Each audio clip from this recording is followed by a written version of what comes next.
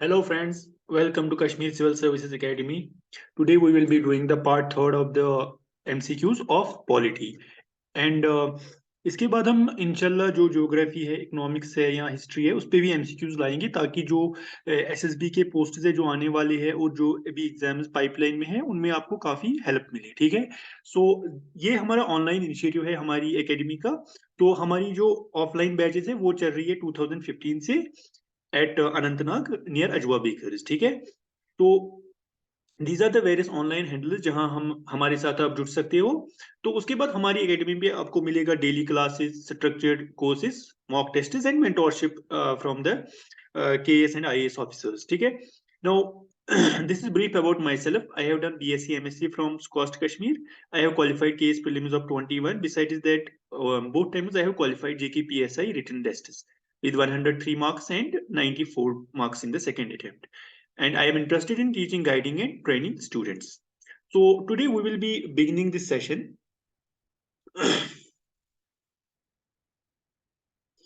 So यहाँ पे पहला क्वेश्चन जो है आज वो है that the directive principles of state policy have been borrowed. Sorry, तो यहाँ पे है have been borrowed. ठीक है, borrowed. तो यहाँ पे लिखा है कि जो डायरेक्टिव प्रिंसिपल्स है वो हमने आयरिश कॉन्स्टिट्यूशन से बोरो किए हैं। लेकिन मतलब आयरिश कॉन्स्टिट्यूशन का मतलब यहाँ पे ईयर बताया गया है कि वो आयरिश कॉन्स्टिट्यूशन कौन सी ईयर का था। ठीक है। तो वो आयरिश कॉन्स्टिट्यूशन आपको पता होगा दैट इट वाज 1937। तो आयरिश कॉन्स्टिट्यूशन यहाँ पे थोड़ी सी बात करते हैं तो आपको पता होगा कि कॉन्स्टिट्यूएंट असेंबली ने डिफरेंट प्लेसेस से डिफरेंट जो है प्रोविजंस बोरो किए थे। जैसे आपको पता होगा, अगर हम बात करें, पिछली बार मैंने बोला था आपको कि फंडामेंटल राइट्स, तो ये बरो हुए थे फ्रॉम द अमेरिकन कॉन्स्टिट्यूशन। ठीक है, अमेरिकन कॉन्स्टिट्यूशन। इसी तरह हम डीपीएसपीज की बात करें तो ये बरो हुए हैं फ्रॉम आयरिश कॉन्स्टिट्यूशन। ठीक है, Irish constitution.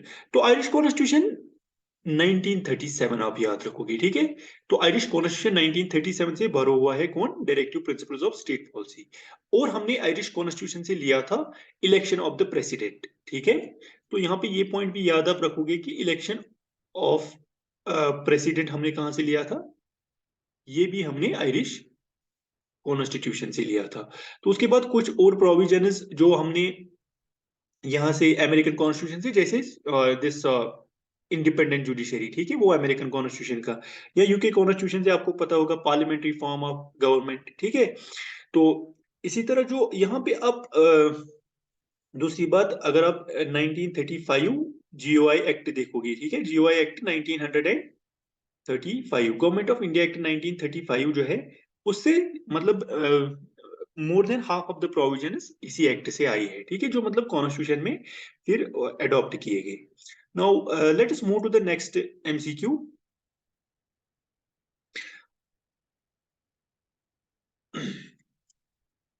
The provision of free legal aid to the poor under Article 39A comes under which category of directive principles and so it was aided by which constitutional amendment act? ठीक है।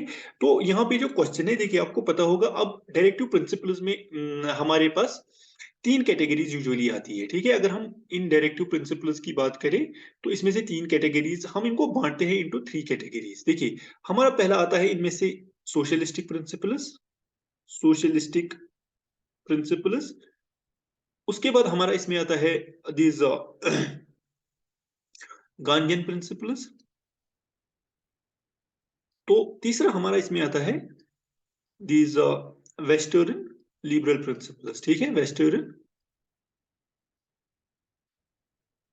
Liberal principles. तो ये categorisation है। देखिए, DPSPs mentioned है। अगर हम DPSPs की थोड़ी बात करें तो ये मेंशन है कहां पे? Part 4 of the constitution. तो पार्ट 4 जो कॉन्स्टिट्यूशन का है, आर्टिकल 36 से लेके 51 तक। ठीक है। तो ये हमारी डीपीएसपीज बनती है। देखिए, इस तरह जो ये सोशलिस्टिक, गांधीयन, वेस्टर्न लिबरल है, ये कॉन्स्टिट्यूशन में मेंशन नहीं है। लेकिन जो फिर डिफरेंट प्रोविजन है, उनकी जो लैंग्वेज है उससे हमने इनको क्लासिफाई किया इनटू 3 कैटेगरीज, ठीक है। अदरवाइज कॉन्स्टिट्यूशन में ऐसी कोई कैटेगराइजेशन नहीं है कि सोशलिस्टिक है, गांधीयन है, वेस्टर्न लिबरल है।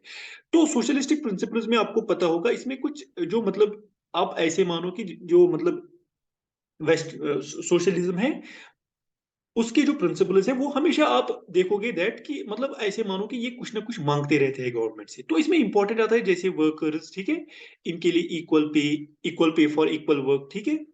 इसी तरह आप देखोगे इसमें न्यूट्रिशन आएगा, ठीक है,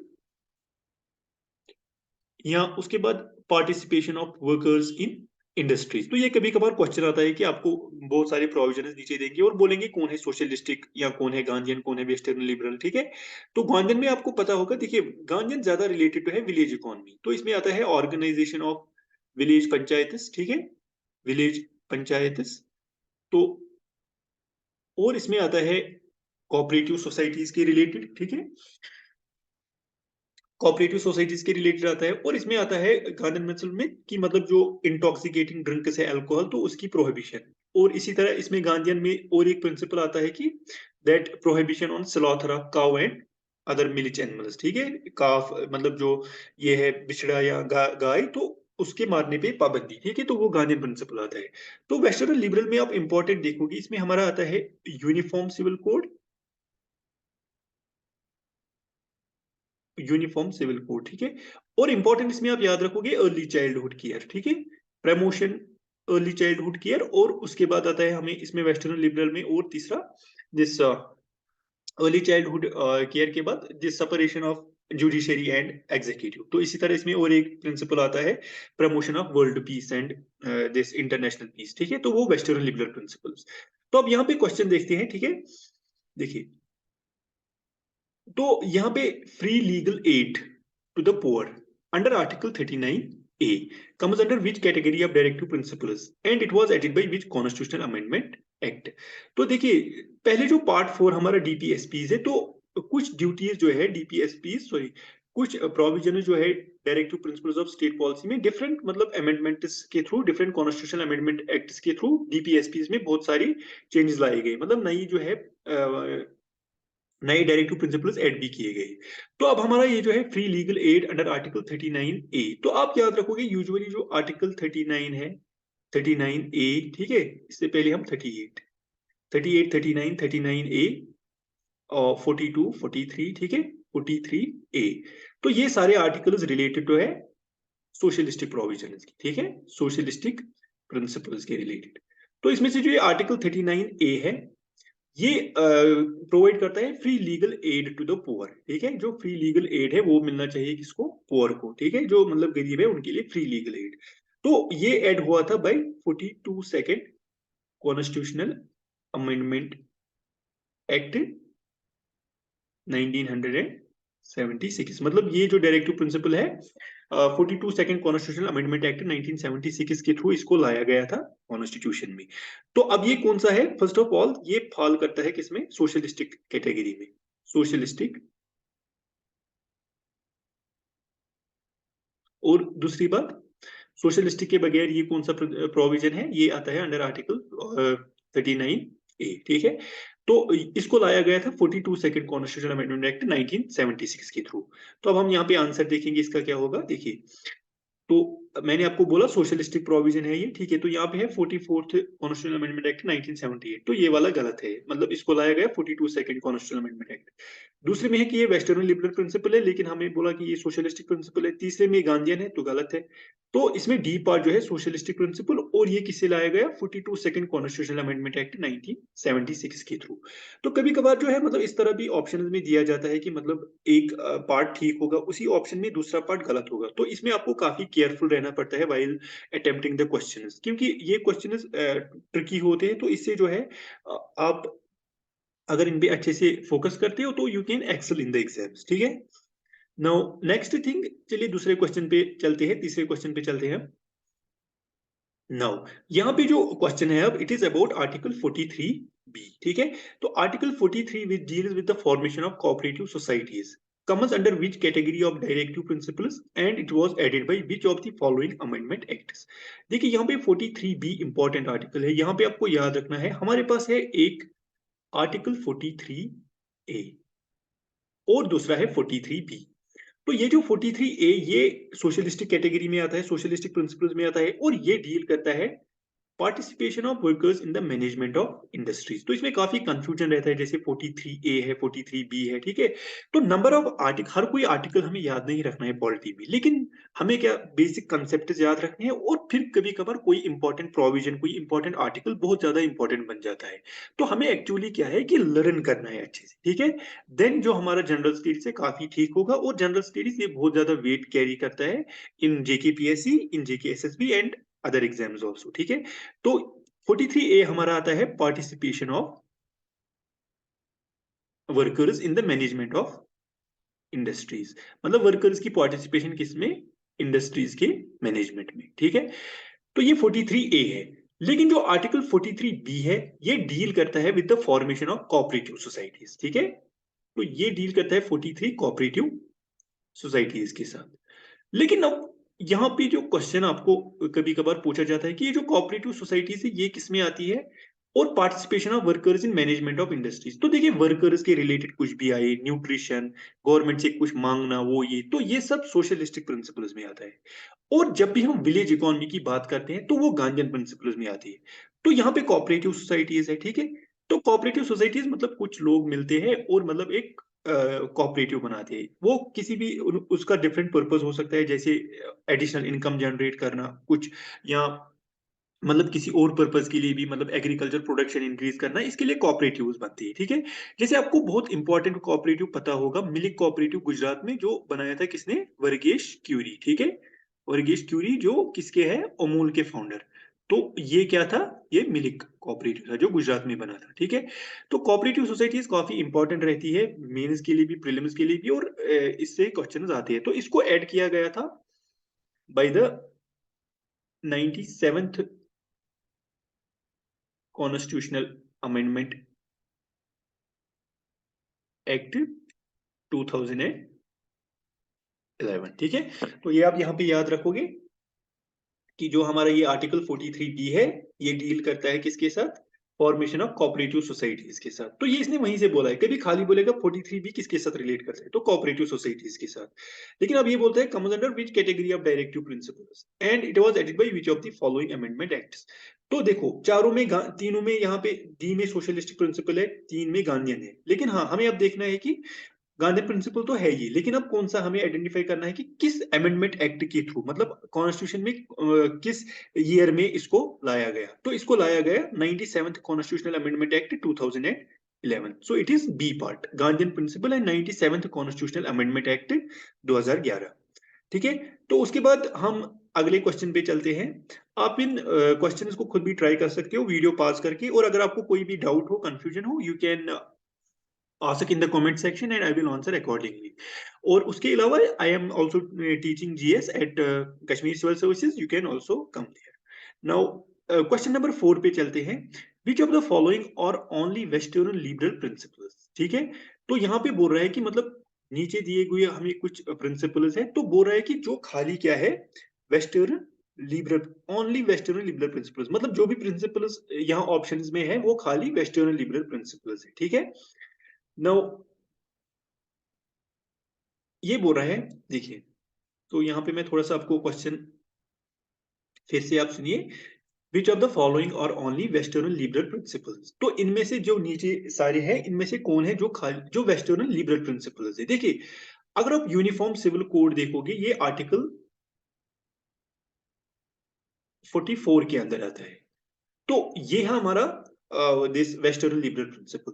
देखिए गांधीयन में आप सीधे याद रखोगे that they are related to village economy, और जो ये सोशलिस्टिक प्रिंसिपल्स है उसमें यूजुअली वर्कर्स के रिलेटेड या यही आप बोलोगे मतलब गवर्नमेंट से कुछ डिमांड्स करना, वो आती है सोशलिस्टिक प्रोविजन। और ये uniform civil code, early childhood care, promotion of international peace, separation of executive from the judiciary, तो ये हमारा आता है वेस्टर्न लिबरल प्रिंसिपल्स में, ठीक है। तो यहाँ पे यूनिफॉर्म सिविल कोड है, ये है वेस्टर्न लिबरल प्रिंसिपल। लेकिन equitable distribution of wealth and free legal aid to the poor, free legal aid to the poor और इक्विटेबल डिस्ट्रीब्यूशन ऑफ वेल्थ, तो this is related to socialistic principles, तो ये वाला नहीं है। दूसरे में आप देखोगे यूनिफॉर्म सिविल कोड बिल्कुल है western liberal principle, early childhood care भी वेस्टर्न लिबरल प्रिंसिपल है। तो ये आता है under article 45 of the constitution, ठीक है। And separation of executive from judiciary, तो separation of executive from judiciary भी करेक्ट है, ठीक है। तो तीसरे में early childhood care, uniform civil code and organising village panchayat. देखिए, तो मैंने बोला आपको विलेज के रिलेटेड अगर आता है तो वो गांधीयन प्रिंसिपल है, तो यहाँ विलेज है, तो विलेज में आप सीधे करोगे डिसिफर किए गांधीयन प्रिंसिपल है, इसलिए ये नहीं हो सकता। यहाँ पे equitable distribution of wealth and free legal aid to the poor, तो डिस्ट्रीब्यूशन ऑफ वेल्थ अगर है तो सोशलिस्टिक है, ठीक है। क्योंकि मतलब सोशलिस्टिक आइडियोलॉजी जब हम पढ़ते हैं उसी में हमें पता चलता है कि मतलब वर्कर्स के राइट्स और ये जो वेल्थ है ये इक्वली डिस्ट्रीब्यूट हो, ठीक है।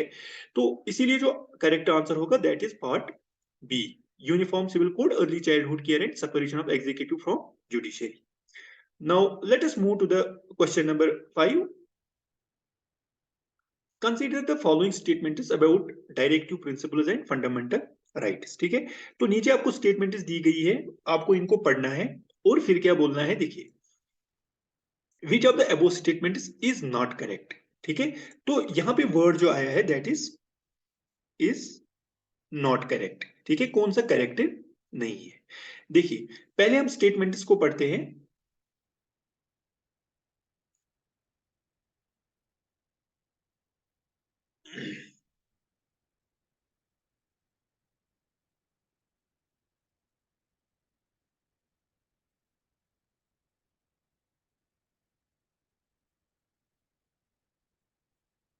नाउ यहां पे अगर आप इन स्टेटमेंट्स को देखोगे,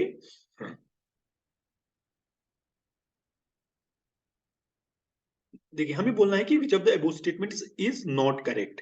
कंसीडर द फॉलोइंग स्टेटमेंट्स। तो पहला है directive principles under article 39 B and C prevail over fundamental rights under article 14 and 19 in case of a conflict. The directive principles and fundamental rights are non justiciable in nature, ठीक है। मतलब ये justiciable नहीं है, ना ही directive principles ना ही fundamental rights. The fundamental rights and directive principles along with preamble and fundamental duties form philosophical part of the constitution. तो थोड़ी सी इस एमसीक्यू के बारे में बात करते हैं, तब तक आप इसको ट्राई कीजिए। देखिए, फर्स्ट ऑफ ऑल यहाँ पे हम थोड़ा सा देखते हैं। फर्स्ट ऑफ ऑल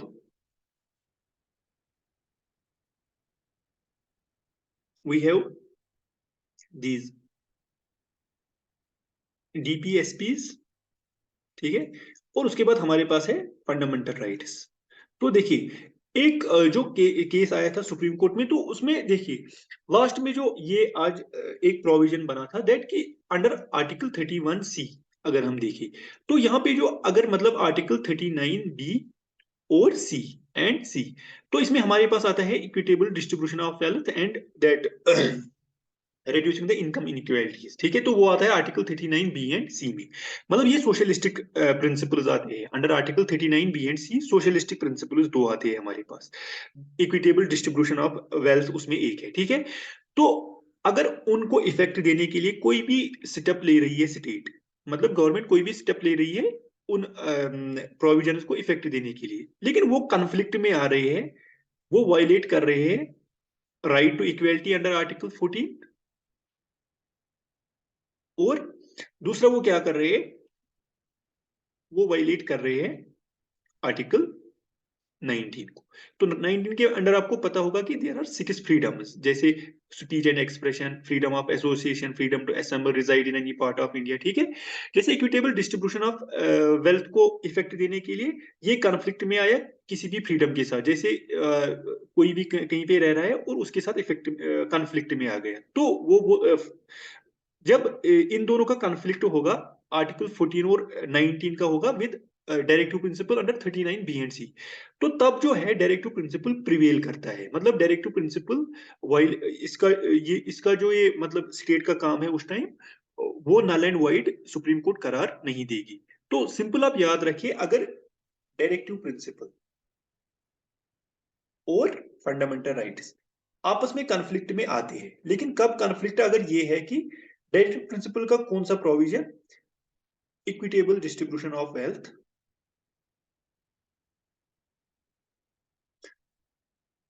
देखिए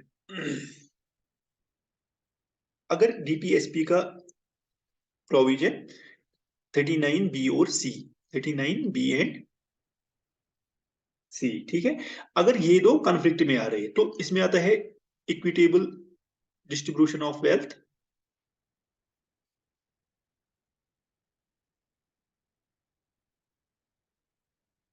एंड दैट रिड्यूसिंग इनइक्वालिटीज, ठीक है। तो इक्विटेबल डिस्ट्रीब्यूशन ऑफ वेल्थ, और अगर इसका टक्कर हो गया किसके साथ, फंडामेंटल राइट्स के साथ, लेकिन खाली किन फंडामेंटल राइट्स के साथ, खाली दो फंडामेंटल राइट्स, आर्टिकल 14 और 19, मतलब अगर इनके साथ टक्कर में आ रहा है आर्टिकल 14 और 19 में, तो फिर ये जो डायरेक्टिव प्रिंसिपल है यहाँ पे होता है प्रिवेल, प्रिवेल मतलब फिर कौन, मतलब इस केस में प्रिवेल करेगा, किसका यहाँ पे चलेगा, तो यहाँ डीपीएसपी को हेल्ड किया जाएगा। मतलब इस पे हम मान सकते हैं कि मतलब यहाँ फंडामेंटल राइट्स अंडर आर्टिकल 14 और 19 अगर वायलेट भी होते हैं इन चीजों को इफेक्ट देने के लिए, ठीक है, 39 बी और सी को इफेक्ट देने के लिए अगर आर्टिकल 14 19 वायलेट भी होते हैं तो भी मतलब कोई जो है एलिगेशन या कोई केस जो है गवर्नमेंट पे तब नहीं लगेगा, ठीक है। तो this is about the equitable distribution of wealth, about directive principles and fundamental rights, ठीक है। नाउ तो दूसरा स्टेटमेंट पढ़ते हैं, the directive principles and fundamental rights are non justiciable in nature. तो आपको पता होगा, देखिए fundamental rights they are justiciable, मतलब अगर ये वायलेट होंगे you can go to Supreme Court directly, ठीक है। तो नॉन जस्टिसेबल अगर हम डायरेक्टिव प्रिंसिपल्स को देखेंगे, they are non justiciable, DPSP is non justiciable है, मतलब ये स्टेट को करने होते हैं वेलफेयर मेजर जो वो लेती है कंट्री को प्रमोट कर, कंट्री की डेवलपमेंट के लिए, वो डीपीएसपी कहलाते हैं। लेकिन इनके लिए कोई कोर्ट नहीं जा सकता अगर ये ना भी गवर्नमेंट करे, ठीक है। तो इसीलिए हम डीपीएसपी को नॉन जस्टिसेबल कहते हैं और फंडामेंटल राइट्स जस्टिसेबल है। तो दूसरी स्टेटमेंट जो है गलत है क्योंकि इसने दोनों नॉन जस्टिसेबल बताया है, ठीक है। Now third statement, the fundamental rights and directive principles along with preamble and fundamental duties form philosophical part of the Indian constitution. देखिए अब आपको इंडियन कॉन्स्टिट्यूशन में पता होगा अगर हम फिलोसफिकल पार्ट देखेंगे, ठीक है, फिलोसफिकल पार्ट, तो फिलोसफिकल पार्ट में हमारा आता है प्रीएम्बल, ठीक है, preamble, fundamental rights, fundamental duties और डीपीएसपीएस, ठीक है। तो ये हमारा प्रेम्बल बनाता है, ये हमारा sorry philosophical part of the constitution बनाता है। और दूसरा पार्ट आता है गवर्नमेंट एस्पेक्ट, गवर्नमेंट पार्ट इसका कॉन्स्टिट्यूशन का, तो उसमें हमारा आता है सेंटर स्टेट रिलेशंस, ठीक है, सेंटर स्टेट रिलेशंस। इसी तरह हमारा इसमें आता है जो गवर्नर, कंट्रोलर ऑडिटर जनरल, तो वो यहाँ आप देखोगे लोकल बॉडीज, मतलब जो गवर्नमेंट के साथ डील करेगी, that is called government part. और फिलोसफिकल पार्ट जो preamble, DPSP, fundamental rights, fundamental duties के अंडर आता है, मतलब जो गवर्नमेंट का काम बोलता है दैट इज गवर्नमेंट पार्ट, और जो हमें कॉन्स्टिट्यूशन की फिलोसफी बताता है तो that is this philosophical part, ठीक है। नाउ आई होप कि ये आपको अंडरस्टैंड हुआ होगा। तो थर्ड स्टेटमेंट जो है हमारी बिल्कुल करेक्ट है और दूसरी गलत है। Now first one is correct, तो हमारा आंसर आएगा 1 and 3, ठीक है। सो तो सॉरी, तो यहाँ पे जो स्टेटमेंट दी है that is which is not correct, which of the statement is not correct, तो खाली दूसरी करेक्ट नहीं है, तो हम आंसर लिखेंगे डी, डी पार्ट, ठीक है, क्योंकि नॉट करेक्ट है। तो इन वर्ड्स को आप अच्छे से देखा करिए, नॉट करेक्ट बोल रहा है, करेक्ट बोल रहा है, तो ये बोल रहा है कौन स्टेटमेंट ठीक नहीं है, तो ठीक कौन सी वाली नहीं है, खाली दूसरी वाली, ये भी ठीक थी, ये भी ठीक थी, तो answer D part. Now let us move on to the next section, sixth. The early childhood care under Article 45 is provided up to the age of, ठीक है, देखिए early childhood care under article 45। तो अगर हम article 45 की बात करें, देखिए इसमें पहले आता था right to education, right to free and compulsory education इसमें था, कहां से, 6 से 14 साल, ठीक है, 6 से 14 साल।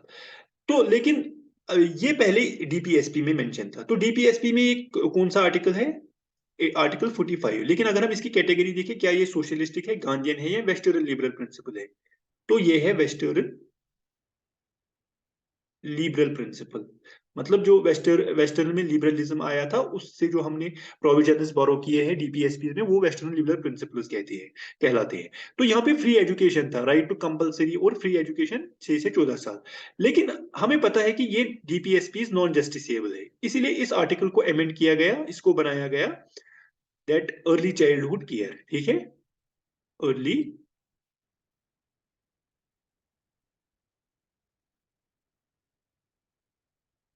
Childhood care up to 6 years age, ठीक है, तो अप टू 6 साल एज, मतलब पहले ये राइट टू एजुकेशन था, लेकिन हाँ, तो ये किस अमेंडमेंट से किया गया? ये किया गया 86th कॉन्स्टिट्यूशनल अमेंडमेंट एक्ट 2002। और ये जो अब इसका ये राइट टू एजुकेशन है, इसको फिर बनाया गया fundamental right under article 21A, ठीक है। 21A के अंडर जो है राइट टू एजुकेशन को फंडामेंटल राइट बनाया गया ताकि ये जस्टिसेबल रहे, मतलब फ्री और कंपलसरी एजुकेशन अब आर्टिकल 21A के अंडर आती है। और जो early childhood care up to 6 years वो फिर आर्टिकल 45 में डाला गया, ठीक है, जब इसे राइट टू एजुकेशन डिलीट किया गया। तो आंसर आएगा A part up to the age of 6 years, ठीक है।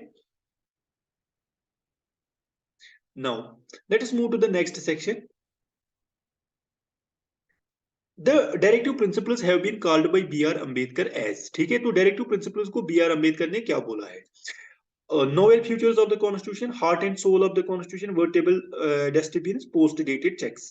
तो आपको पता होगा, देखिए जो डायरेक्टिव प्रिंसिपल्स है, heart and soul of the constitution उसने आर्टिकल 32 को बोला, ठीक है, आर्टिकल 32 को।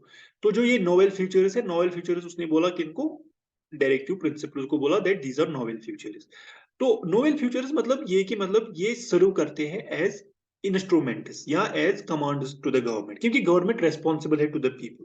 हालांकि अगर कि ये जस्टिस, तो इस पे क्वेश्चन ये था एक्चुअली कि जो डायरेक्टिव प्रिंसिपल्स है दे आर नॉट जस्टिसेबल, तो इनका यूज क्या है? तो फिर बी आर अम्बेडकर ने बोला कि मतलब कोई भी गवर्नमेंट जो है वो इलेक्शंस के लिए या वोट्स के लिए पब्लिक पे डिपेंड रहती है, इसीलिए मतलब ये जो डायरेक्टिव प्रिंसिपल्स है काफी इंपॉर्टेंट बन जाती है। तो उस बेसिस पे उसने उनको बोला that these are novel futures of the Indian constitution, ठीक है। तो veritable dustbin post dated cheques, ये कुछ क्रिटिसिज्म्स है जो काफी सारे ऑथर्स ने किए थे फिर रिलेटेड टू डायरेक्टिव प्रिंसिपल्स। तो जो क्रिटिसिज्म होता है जैसे खास खास ऑथर्स का, पीटी नेहरू का होगा कभी, ठीक है, या आप देखोगे कभी कभार दिस बी आर अम्बेडकर का कुछ है कोट बाकी या बुक्स, तो ये हमारे लिए इंपॉर्टेंट बन जाती है, ठीक है। Now let us move to the next section.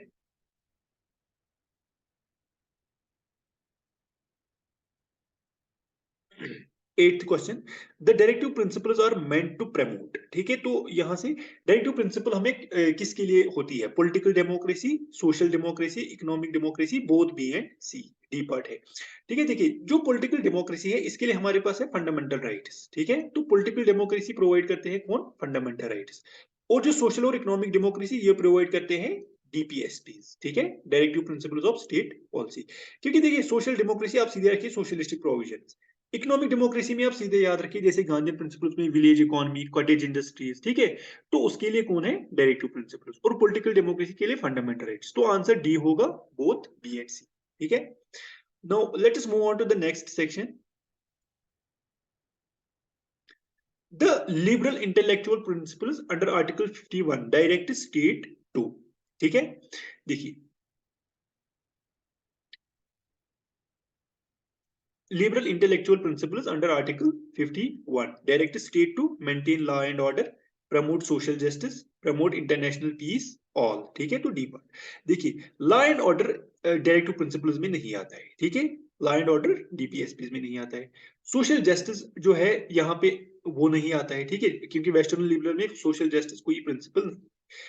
अगर सोशल जस्टिस आप देखोगे भी इनडायरेक्टली हम इसको रिलेट कर सकते हैं किसके साथ? सोशलिस्टिक प्रिंसिपल्स के साथ। जैसे आप मानो health for the poor, education for the poor, तो ये सारा जो है जो हम फैसिलिटीज मांग लेते हैं गवर्नमेंट से, तो वो यूजुअली किस में फॉल करती है? वो फॉल करती है सोशलिस्टिक प्रिंसिपल्स में। लेकिन जो प्रमोट इंटरनेशनल पीस है ये किसके लिए? ये है, it is related to this western liberal principle, western liberal principle.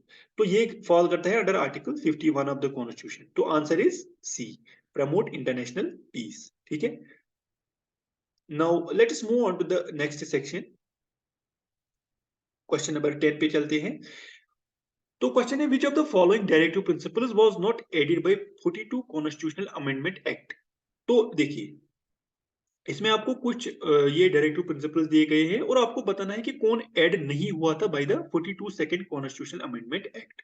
तो देखिए इसमें जो पहला हमारा आता है, promotion of cooperative societies, equal justice and free legal aid to the poor, participation of workers in the management of industries.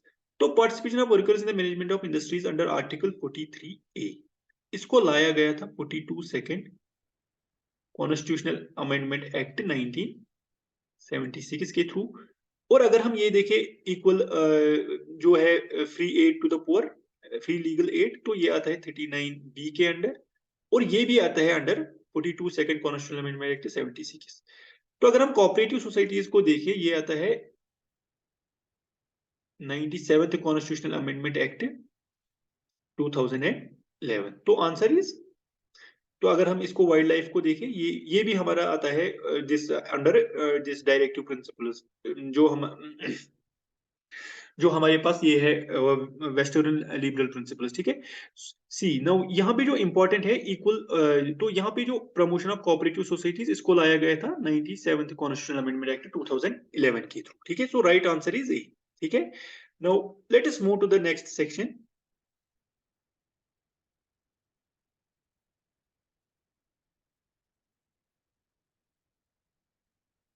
Question number 11, the fundamental duties were incorporated in the constitution on which of the following committees, ठीक है।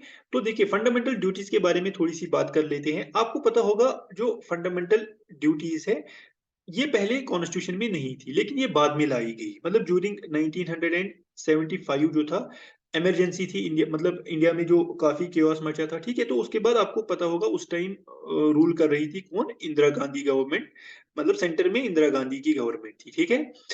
तो इंदिरा गांधी ने फिर इसको लगा कि मतलब जो ये है फंडामेंटल ड्यूटीज हमें इनेक्ट करनी चाहिए कॉन्स्टिट्यूशन।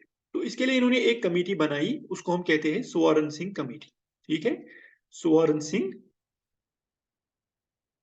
कमेटी, जिसने फंडामेंटल ड्यूटीज दे दी। लेकिन तब स्वर्ण सिंह कमेटी ने हमें कितनी दी थी, 8 फंडामेंटल ड्यूटीज, ठीक है। और इनमें से जो 2 फंडामेंटल ड्यूटीज एक्स्ट्रा ऐड कर दी पूरी गवर्नमेंट ने। तो ओवरऑल कितनी फंडामेंटल ड्यूटीज ऐड हो गई, 10 फंडामेंटल ड्यूटीज ऐड हो गई। किसकी रिकमेंडेशन पे, स्वर्ण सिंह कमेटी की रिकमेंडेशन पे। लेकिन ये कब हुई ऐड, 1976 में। और 42 सेकेंड कॉन्स्टिट्यूशनल अमेंडमेंट एक्ट जो था 1976, उसके थ्रू फंडामेंटल ड्यूटीज को ऐड किया गया।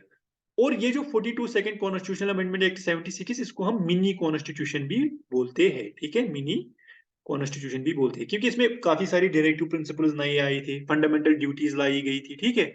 इसीलिए इन बेसिस पे यहाँ प्रियम्बल को अमेंड किया गया था, ठीक है। तो जो लार्ज चेंजेस आ गई थी कॉन्स्टिट्यूशन में इस 42 सेकेंड कॉन्स्टिट्यूशन अमेंडमेंट एक्ट 76 से, इसीलिए इसको मिनी कॉन्स्टिट्यूशन भी कहा जाता है। तो जो ये 76 में है, अब इस स्वर्ण सिंह कमेटी ने क्या किया, इसकी रिकमेंडेशंस पे, इसकी रिकमेंडेशंस गवर्नमेंट ने मान ली, तो 10 फंडामेंटल ड्यूटीज को इनकॉर्पोरेट किया। लेकिन कुछ रिकमेंडेशंस गवर्नमेंट ने नहीं मानी, जैसे टैक्सेस का फंडामेंटल ड्यूटी में होना, वो नहीं माना, ठीक है। या कोई पनिशमेंट या penalty for violating fundamental duties, वो भी नहीं माना, ठीक है। लेकिन यहाँ पे आपको पता होगा जो ये था, इसके लिए फिर पार्लियामेंट ने क्या किया, आर्टिकल 51A, इसके अंडर सारी फंडामेंटल ड्यूटीज आती है, 10 फंडामेंटल ड्यूटीज। जैसे टू अबाइड बाय, जैसे आपको ए पता होगा, अबाइड बाय कॉन्स्टिट्यूशन, ठीक है, अबाइड बाय कॉन्स्टिट्यूशन। और उसके बाद respect its ideals, like national anthem, national song, ठीक है। इसी तरह हमारा और एक आता है, cherishing the noble ideals of freedom struggle, तो unity, integrity, sovereignty of India. तो इस तरह ये 10 फंडामेंटल ड्यूटीज तब लाई गई, और इनको ऐड किया गया आर्टिकल 51A में। लेकिन ये हमारा बना नया part 4A of the constitution. तो part 4A of the part 4 के बाद पार्ट 4A ये डील करता है इसके साथ, फंडामेंटल ड्यूटीज के साथ, ठीक है। तो फंडामेंटल ड्यूटीज तो याद आप रखोगे, 1976 में स्वर्ण सिंह कमेटी की रिकमेंडेशंस पे 10 फंडामेंटल ड्यूटीज आई कॉन्स्टिट्यूशन में। तो उसके साथ डील करता है पार्ट 4A और आर्टिकल 51A, उसमें कितनी थी, 10 फंडामेंटल ड्यूटीज। लेकिन लेटर ऑन आपको पता होगा in that 11th fundamental duty add की गई 86th कॉन्स्टिट्यूशनल अमेंडमेंट एक्ट 2002 में, ठीक है। तो देखिए यहाँ पे इंपॉर्टेंट यही फंडामेंटल ड्यूटीज के कीवर्ड्स बन सकते हैं। कभी बोलेंगे कि कौन है फंडामेंटल ड्यूटी, कौन नहीं है। कभी बोलेंगे किसकी रिकमेंडेशंस पे, कभी बोलेंगे कितनी फंडामेंटल ड्यूटीज है। तो 11th फंडामेंटल ड्यूटी कब ऐड हुई, ठीक है। ये किस पार्ट में आती है, किस आर्टिकल में आती है। इसके साथ खाली एक ही आर्टिकल डील करता है, आर्टिकल 51A। तो इस तरह जो है आपका जीएस इसी तरह मतलब क्रैक्स जो है वो इंपॉर्टेंट है। बेसिक इज इंपॉर्टेंट है, ठीक है। तो इस तरह के क्वेश्चन यहाँ पे बन सकते हैं, ठीक है। तो जो 11th फंडामेंटल ड्यूटी 2002 में ऐड की गई थी, और इसमें ये कहा गया था कि मतलब जो भी कोई मतलब एजुकेशनल अपॉर्चुनिटीज या बाकी जो हेल्थ है वो जो है बच्चे की, उसके बारे में वो फंडामेंटल ड्यूटी ऐड की गई थी, ठीक है। नो, तो इसका आंसर जो है on the basis of which committee, Swaran Singh committee, ठीक है, B part. Now let us move to the next section, question number 12। The fundamental duties are contained in which part of the constitution and fall under which article, ठीक है। तो यहाँ पे question है किस part of constitution में आते हैं और ये किस आर्टिकल में फॉल करते हैं। तो हमें पता है कि पार्ट 4 डील करता है डीपीएसपीज के साथ, ये तो नहीं है, 51A है।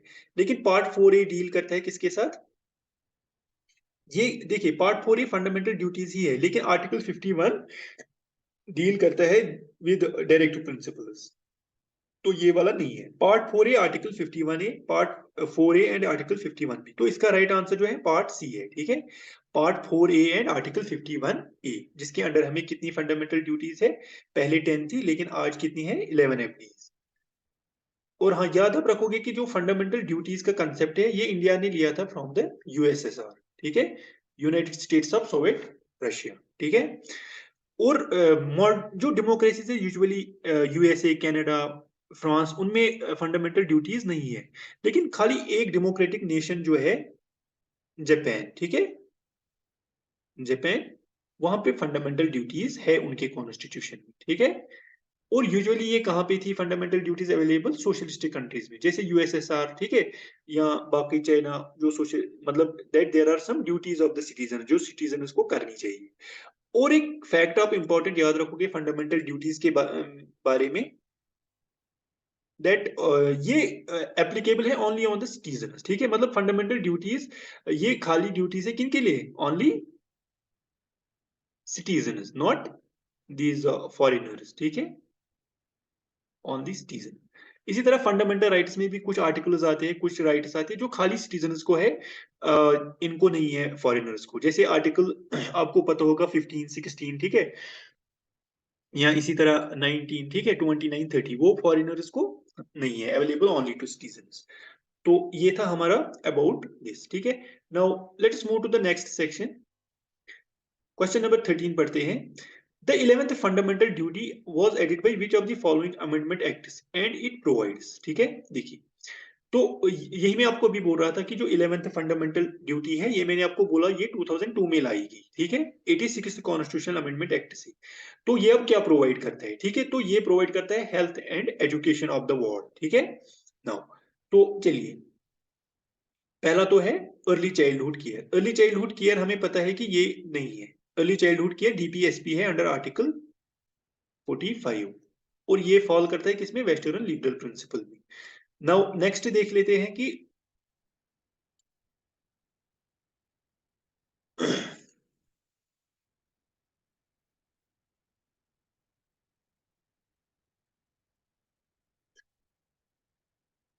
देखिए, 86th constitutional amendment act 2002 providing for opportunities for child और वार्ड बिटवीन 7 to 14 ईयर्स, ठीक है।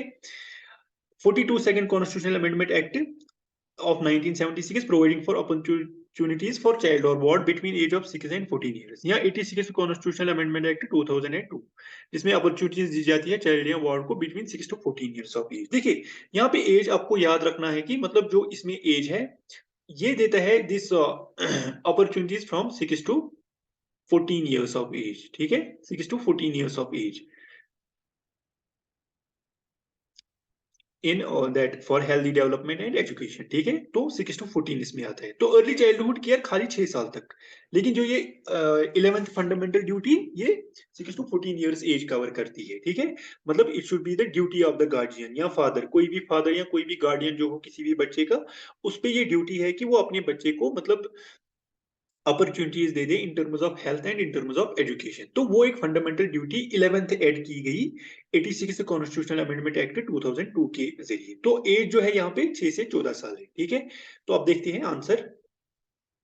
देखिए, तो यहाँ पे बात जो क्वेश्चन है कि मतलब 2002 में कौन सी कॉन्स्टिट्यूशनल अमेंडमेंट एक्ट के जरिए 11th फंडामेंटल ड्यूटी को ऐड किया गया। तो 86 कॉन्स्टिट्यूशनल अमेंडमेंट एक्ट 2002 पहले में है, लेकिन यहाँ पे अगर आप एज देखोगे वो 7 से 14 है, ये गलत है। तो 6 से 14 मैंने आपको बोला, ठीक है। यहाँ पे बोल रहा है 42 सेकंड कॉन्स्टिट्यूशनल अमेंडमेंट एक्ट 76, तो ये गलत है क्योंकि इसको 2002 में लाया गया। तो डी पार्ट है हमारा 86 कॉन्स्टिट्यूशनल अमेंडमेंट एक्ट 2002। तो इसमें है अपॉर्चुनिटीज फॉर चाइल्ड और ward between age and 6 and 14 years. तो D part is our correct answer, ठीक है। So now let us move to the question number 14। The fundamental duties are obligate only on, तो ये मैंने आपको अभी बोला जो फंडामेंटल ड्यूटीज है ये खाली किन पे लगती है, ये खाली लगती है सिटीजन्स पे, फॉरेनर्स पे नहीं। तो answer is A, only citizens, ठीक है। Now let us move to the next section, question number 15। Which of the following is not a fundamental duty, ठीक है। तो यहाँ पे बोल रहा है कि कौन फंडामेंटल ड्यूटी नहीं है। तो देखिए फंडामेंटल ड्यूटीज के लिए आपको इनको याद रखने के लिए आप खाली कीवर्ड्स याद रख लीजिए। जैसे देखिए रेस्पेक्टिंग, रेस्पेक्ट, रेस्पेक्ट किसको, फ्लैग को, फ्लैग को, नेशनल एंथम को, ठीक है। इसी तरह तो उसके बाद रेस्पेक्ट के बाद आप याद रखेंगे हारमनी, ठीक है, हारमनी, ब्रदरहुड, ठीक है, इसी तरह ह्यूमैनिटी, ठीक है। तो वो सब ये कीवर्ड्स याद रख के आपको पता चलेगा कौन फंडामेंटल ड्यूटी है कौन नहीं है, ठीक है। तो यहाँ पे जो राइट आंसर हमारा होगा दैट इज, देखिए, to protect unity integrity and sovereignty of India, बिल्कुल ठीक है। To promote welfare of the citizens, to renounce practices derogatory to women, to safeguard the natural resources. देखिए to promote welfare of the citizens, यहाँ पे अगर आप word देखोगे to promote welfare of the citizens, तो ये हमारा एक्चुअली डीपीएसपी है, न कि फंडामेंटल दिस ड्यूटी, ठीक है। तो ये डीपीएसपी है, वेलफेयर स्टेट इसमें आता है, ठीक है। तो हमारा आंसर होगा इसमें बी, जो फंडामेंटल ड्यूटी नहीं है। इसी तरह कभी कभार आता है टैक्सेस। देखिए टैक्सेस की रिकमेंडेशन दी थी सवारण सिंह कमेटी ने कि इसको मतलब टैक्सेस पे करना भी फंडामेंटल ड्यूटी बन जाए, लेकिन वो नहीं बना, वो गवर्नमेंट ने एक्सेप्ट नहीं की, ठीक है। तो this was all. I hope कि आपको ये क्वेश्चन समझ आए होंगे। कोई भी डाउट होगा you can ask in the comment section. Besides that, you can visit our academy and where we are teaching in offline mode, and keep sharing, subscribing and watching. Thank you.